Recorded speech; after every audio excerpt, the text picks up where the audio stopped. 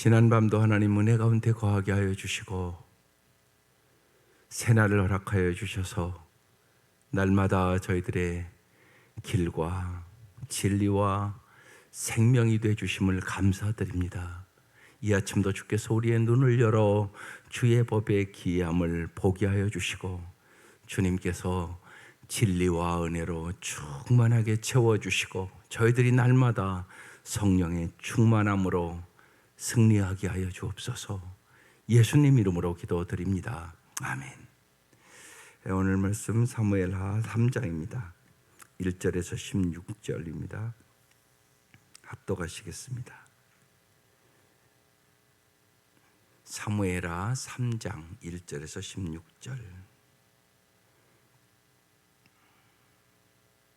시작.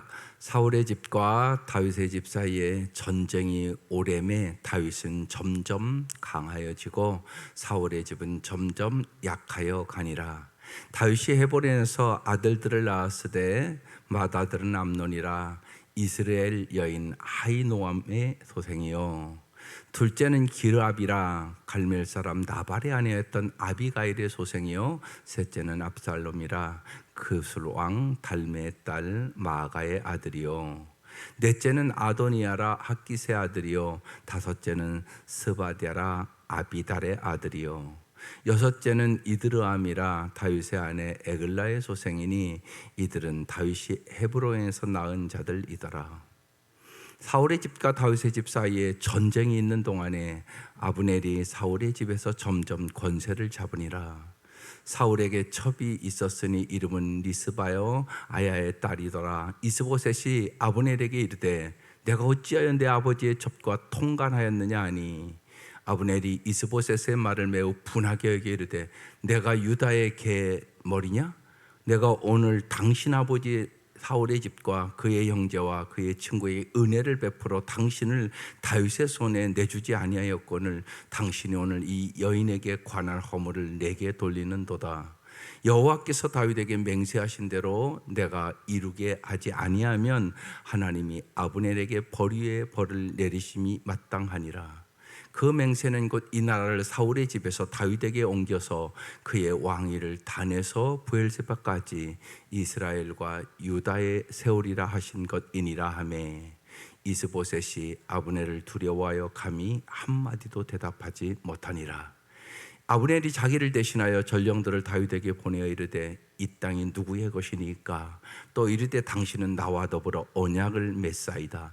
내 손이 당신을 도와 온 이스라엘이 당신에게 돌아가게 하리이다 하니 다윗이 이르되 좋다. 내가 너와 언약을 맺거니와 내가 내게 한 가지 일을 요구하노니 나를 보러 올 때 우선 사울의 딸 미가를 데리고 오라. 그리하지 아니하면 내 얼굴을 보지 못하리라 하고 다윗이 사울의 아들 이스보셋에게 전령들을 보내 이르되 내 처 미가를 내게로 돌리라. 그는 내가 전에 블레셋 사람의 포피 100개로 나와 정원한 자니라 하니 이스보셋이 사람을 보내 그의 남편 나이스의 아들 발디엘에게서 그를 빼앗아 오매 그의 남편이 그와 함께 오되 울며 바울임까지 따라왔더니 아브넬이 그에게 돌아가라 하매 돌아가니라. 아멘. 오늘 이 다윗의 집과 사울의 집에 대한 얘기예요. 그래서 1절에 이렇게 시작합니다. 사울의 집과 다윗의 집 사이에 전쟁이 오래매 다윗은 점점 강하여 가고 사울의 집은 점점 약하여 가니라. 이 말씀 무슨 말씀일까요? 우리가 가정도 그렇잖아요. 점점 강해지는 가정이 있고 점점 약해지는 가정이 있단 말이에요. 여러분의 가정은 어떤 가정인 것 같습니까?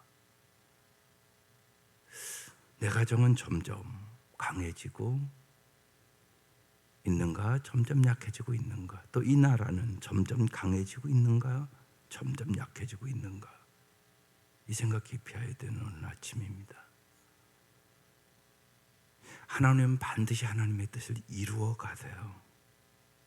어떠한 상황에서나. 그러니까 하나님과 여러분의 관계가 이렇게 중요한 거예요. 한 나라의 흥망성쇠가 하나님의 손에 있어요. 여러분의 삶도 마찬가지예요. 이 생각을 언제나 하고 기도하셔야 돼요. 여러분 한 사람 한 사람이 무지하게 중요해요. 이 아침 여러분이 여러분의 가정의 파수꾼일 수 있어요. 나 하나로 끝나는 게 아니에요. 언제나 여러분의 기도가 중요하고, 여러분 한 사람이 하나님 앞에 어떻게 살아가느냐가 무지하게 중요해요. 하나님은 언제나 긍휼과 자비를 베푸시기를 원하세요. 사울의 집과 다윗 집 사이에 전쟁이 오래매. 인생이 전쟁이에요, 사실이요. 언제나 영적인 전쟁을 여러분 날마다 하는 거예요. 이 싸움에서 승리해야 된단 말이에요. 그래서 우리가 이미 에베소서 6장에서 말씀 나눴잖아요. 하나님의 전신갑주를 입으라고. 우리의 싸움은 혈과 육에 대한 싸움이 아니라고. 악한 영들과의 싸움이에요. 그 싸움에서 승리를 하셔야 돼요. 그러면 다윗처럼 점점 강해질 것이에요. 그렇지 않으면 사울처럼 점점 약해진단 말이에요. 그러니까 잘 이렇게 보시고 기도하세요. 여러분의 자녀들도 마찬가지예요. 어떻게 하면 나의 자녀들이 정말 하나님과의 관계를 더 가까이 할 수 있을까? 여러분 생각해 보세요. 여러분 뭐 기도하세요? 일반적으로 예를 들면 사람들 건강 위해서 기도하잖아요. 건강 중요하죠. 건강 위해서 기도해요. 또 물질 위해서 기도해요. 물질이 필요하잖아요. 물질은요 중립이에요. 좋은 것도 아니고 나쁜 것도 아니에요. 잘 쓰면 아름다운 거고요. 잘못 쓰면 물질 때문에 망하는 사람들 많아요. 물질 때문에 다 감옥 들어가는 거 아니에요? 거의다가 감옥 가 있는 사람들 거의다가 물질 때문에 들어가는 사람이 많이 있어요. 물질은 중립이에요. 하나님이 주신 것을 잘 아름답게 사용할 수 있도록 기도해야 되겠죠. 그 다음에 자녀들을 위해서 이 아침 여러분 기도하시잖아요. 자녀 잘 되는 거 아주 중요한 일이죠. 여러분의 인생에 거기에 보람이 있는데요. 그 다음에 뭐 구하세요?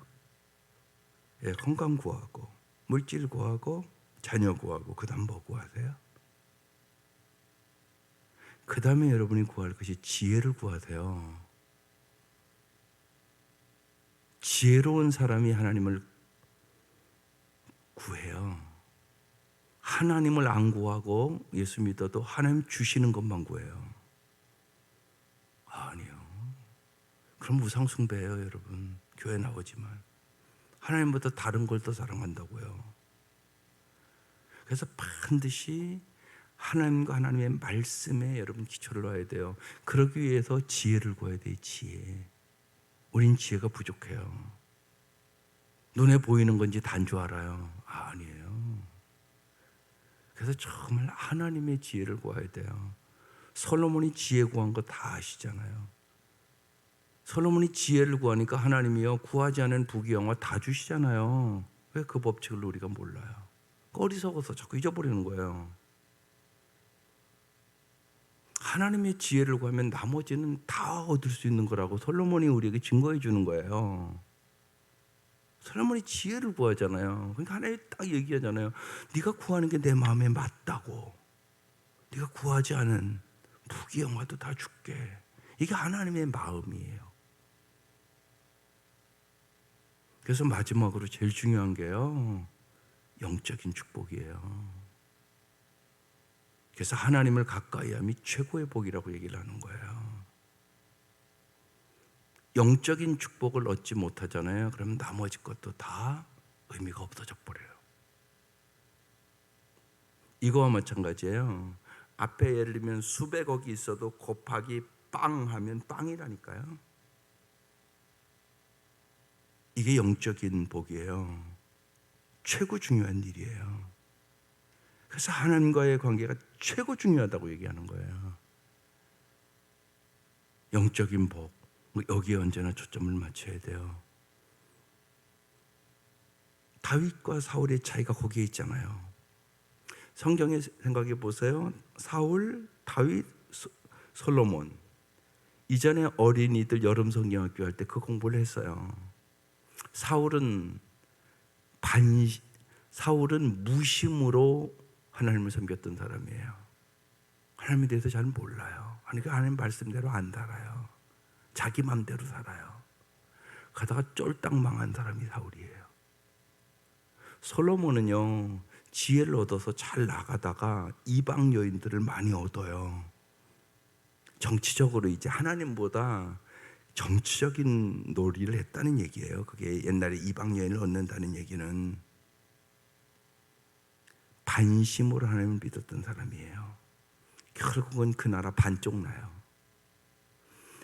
다윗은 전심으로 예수를 믿었던 사람이에요. 우리로 얘기하면. 그래서 다윗은 하나님 마음에 합당한 사람이 돼요.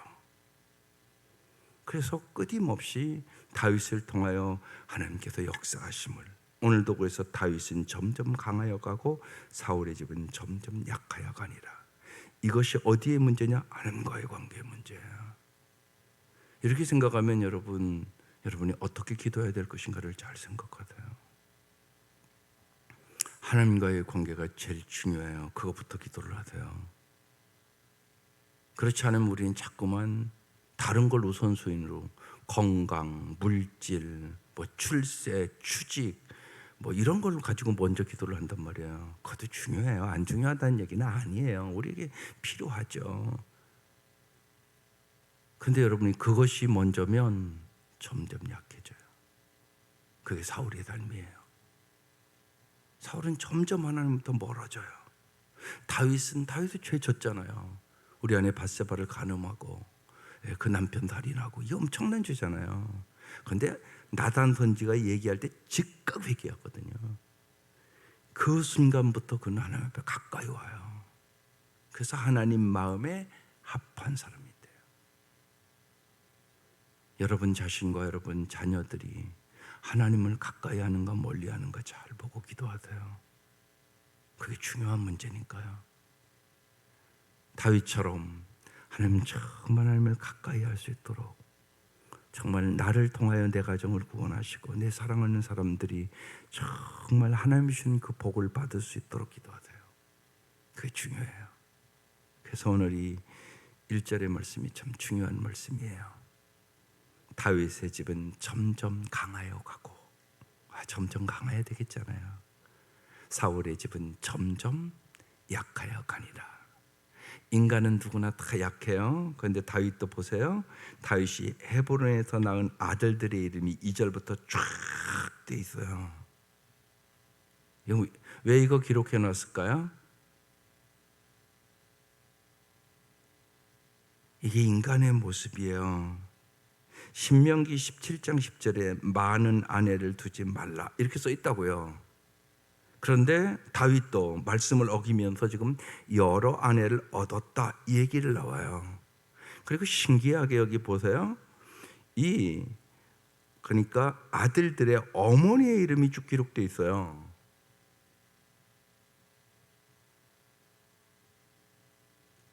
출생이 어떤가를 쭉 기록해 놨다고요. 영향력을 얘기하는 거예요. 여러분 자녀들을 기르면서 아버지의 영향력도 있죠, 물론. 그런데요, 어머니의 영향은 더 커요. 그걸 잘 아셔야 돼요. 그래서 지금 이 다윗의 아들들의 어머니의 이름을 쭉쭉쭉쭉쭉 다 기록해 놨어요.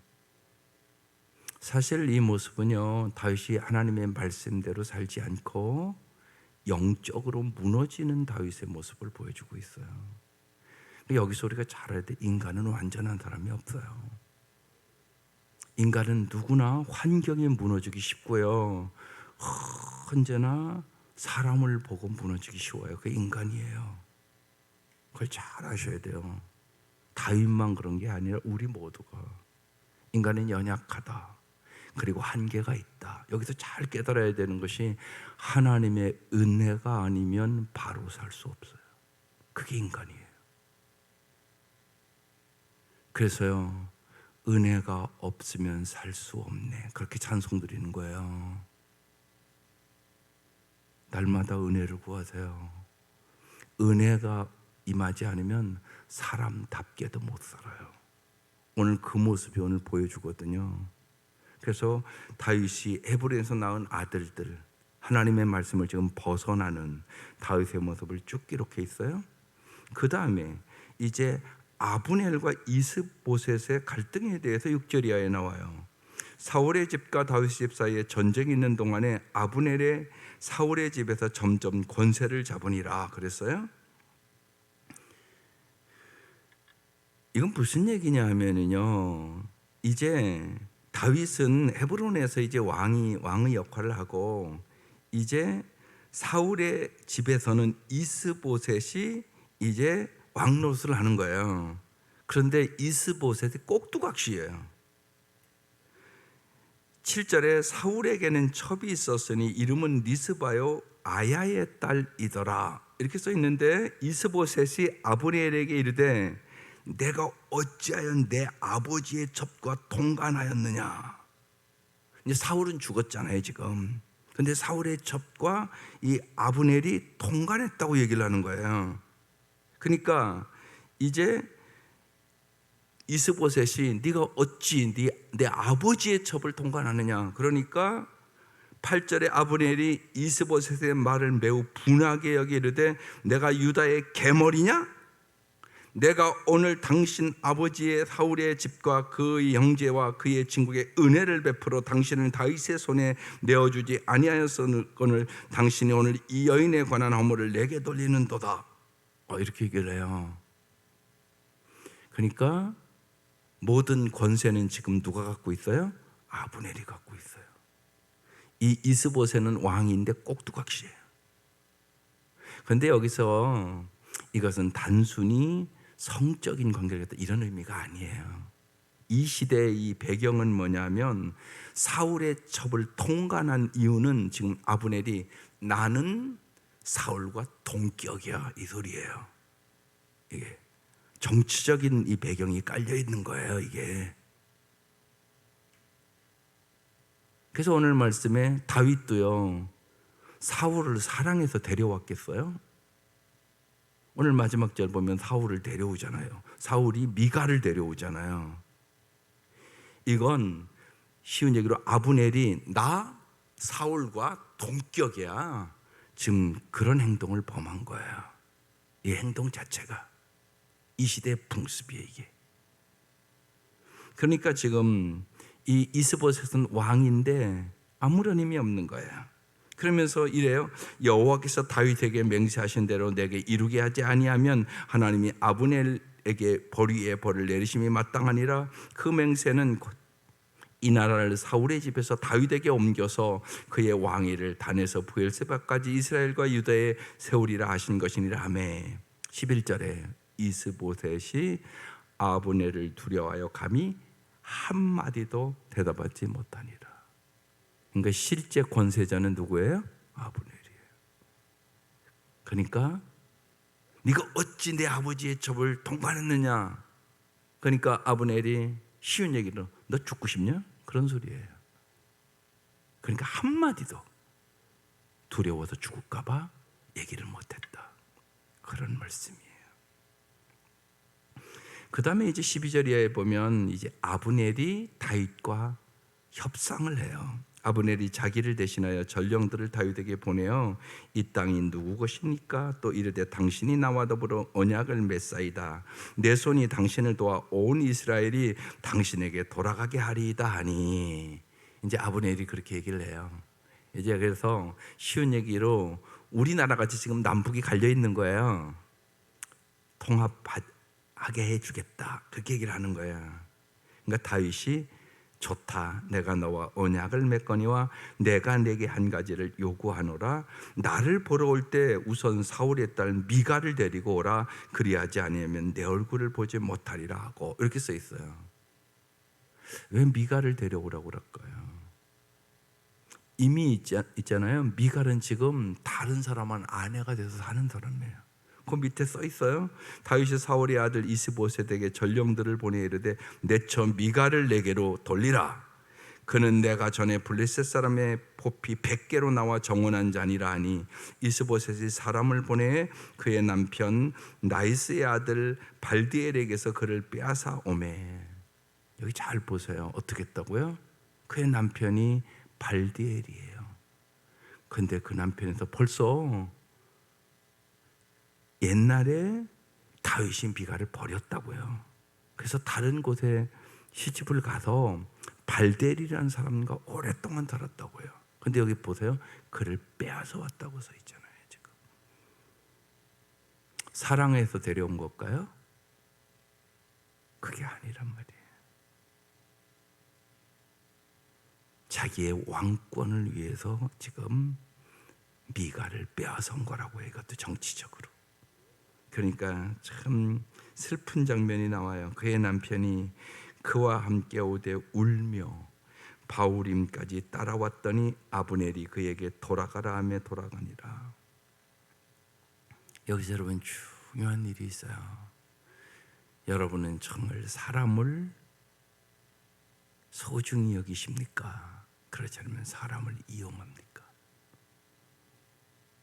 오늘 그 장면들이 쭉쭉쭉쭉 기록되어 있는 거예요. 오늘 우리가 사는 사회가 그런 사회예요. 사람을 물건 취급하는 사회.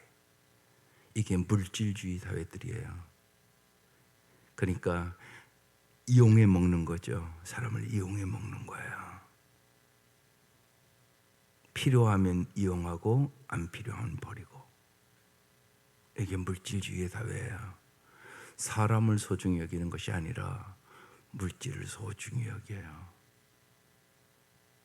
이게 예수님의 마음이시겠어요? 그럼 이걸 잘 아셔야 돼요. 안 그런 것 같은데 그런 사람들이 더 많아요.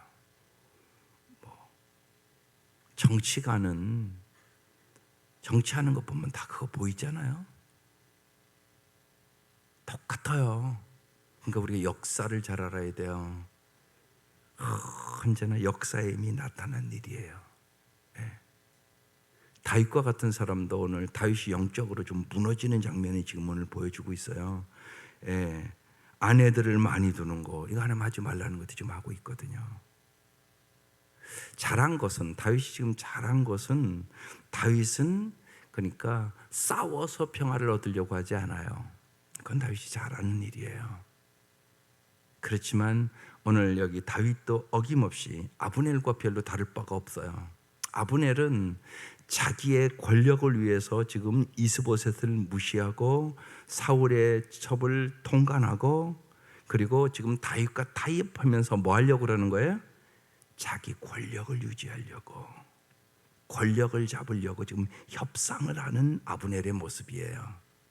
그런데 다윗도 지금 잘 살고 있는 미갈을 데려오라고 그러면서 자기의 왕권에 지금 집착하기 시작하는 모습을 보여주고 있어요. 이것이 인간들의 모습이기 때문에 성경은 자세히 기록해 놓은 거예요. 그래서 언제나 잊지 마셔야 돼요. 사람은 의지의 대상이 아니에요. 그러나 하나님은 하나님의 뜻을 이루어 가세요. 언제나 하나님만이 믿음의 대상이세요. 그리고 언제나 여러분이 하나님 마음에 드는 사람이 되기를 소망하고 거기에 초점을 맞추셔야 돼요. 그래야 여러분의 인생이 아름다워져요. 꼭 잊지 마셔야 돼요. 세상의 성공이 성공 아니에요. 지금 아브넬은 세상의 성공을 위하여 집착해서 달려가는 사람이에요. 그러다가 죽어요. 그런데 다윗도 지금 영적으로 지금 무너져 있어요. 지금 다윗이요. 이전까지 계속 다윗이 그래도 하나님에 이렇게 맞춰갔는데 이제 지금 다윗이 권력이 점점 강해지잖아요. 점점 강해졌다 이렇게 써 있단 말이에요. 사람은 점점 강해지면 겸손해져야 되는데 그렇지 않아요. 다윗과 같은 사람도 점점 영적으로 타락하기 시작해요. 누구나 마찬가지예요. 뭐가 좀 되면 어김없이 교만해져요. 어김없이 지가 잘해서 된 줄 알아요. 그래서 꼭 잊지 마셔야 돼요. 은혜가 아니면 살 수 없네. 하나님의 은혜가 아니면 사람들 이용해서 자기 권력 얻으려고 그러고 언제나 자기 힘으로 모든 것을 하려고 그래요. 죄라는 것은 뭐냐? 내가 주인 되는 거. 내가 하나님처럼 행동하는 거. 하나님의 자리에 내가 앉아 있는 거, 이게 죄예요. 그래서 나 중심적으로 사는 게 죄란 말이에요. 하나님 중심적으로 살아가야만 우리는 진짜 아름다운 삶을, 하나님이 원하시고 기뻐하시는 삶을 살아갈 수 있게 되는 것이에요. 인간은 모두 다 연약해요. 누구나. 점점 강해지면 교만해지기 쉽고, 누구나 영적으로 타락하기가 쉬워요. 오늘 그 모습을 보여주는 거예요. 다윗이 하나님의 은혜로 점점 강하여지니라. 그런데 이제 다윗의 행동이 여러 아내를 얻으며 하나님이 알지 말라는 지금 행동을 취한다. 그리고 그 옆에 아브넬이라는 사람이 있는데, 이 사람은 자기의 권력만을 위하여 살아가는 사람이었다. 그런데 다윗도 정말로 그 권력을 위하여 미갈을 데려왔다. 지금 그게 오늘 말씀이에요. 언제나 여러분 잘 물어보세요. 하나님의 인정을 받는 삶을 나는 살아가기를 진짜 원하는가? 그렇지 않으면 나는 인간의 인정을 자꾸 받으려고 더 그러는가? 언제나 그 갈등이 있어요, 여러분. 우리의 삶에. 여러분의 마음을 깊이 보세요. 나는 정말로 하나님의 인정받는 삶을 살기를 소원하고 기도하고 있는가? 그렇지 않으면 눈에 보이는 인간의 인정에 더 갈급해 있는 것은 아닌가? 잘 우리 자신을 성찰하고, 정말로 우리의 입술에 하나님, 내가 정말로 하나님의 인정을 받는, 오늘 그래서 기도가 이렇게 돼 있어요. 하나님 나라가 이 땅에 세워지기를 기도하며 조급하지 않도록 믿음과 인내를 주소서. 우리는 하나님의 나라와 의를 위하여 부름받은 사람들이에요. 그래서 하나님 나라의 확장을 위해서 기도하시고 하나님께 인정받는 삶을 살아갈 수 있기를 주의 이름으로 축원합니다. 기도드리겠습니다.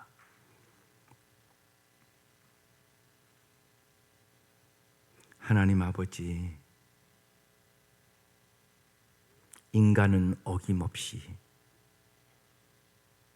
권력이 강해지거나 돈이 많아지거나 세상 것들을 많이 가지면 교만하여지고 하나님의 말씀으로부터 멀어지고 타락하는 모습들을 성경은 우리에게 끊임없이 보여줍니다. 하나님, 진실로 주님의 은혜가 아니면 저희들이 사람답게도 살아갈 수 없는 저희들임을 이 아침 깊이 깨닫게 하여 주시고, 날마다 하나님의 은혜와 진리로 우리의 마음속에 가득 채워주셔서 저희들이 하나님의 기쁨이 되게 하여 주시고, 진실로 사람 앞에서보다 하나님 앞에 인정받는 삶을 살아갈 수 있도록 인도하여 주시옵소서.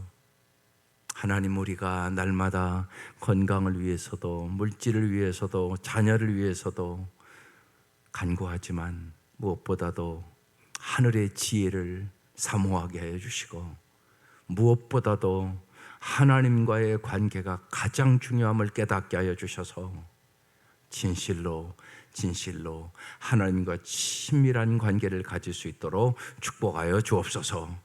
귀한 예물 받아주시고 간절한 기도에 주님 응답하여 주옵소서. 예수님 이름으로 기도드립니다. 아멘.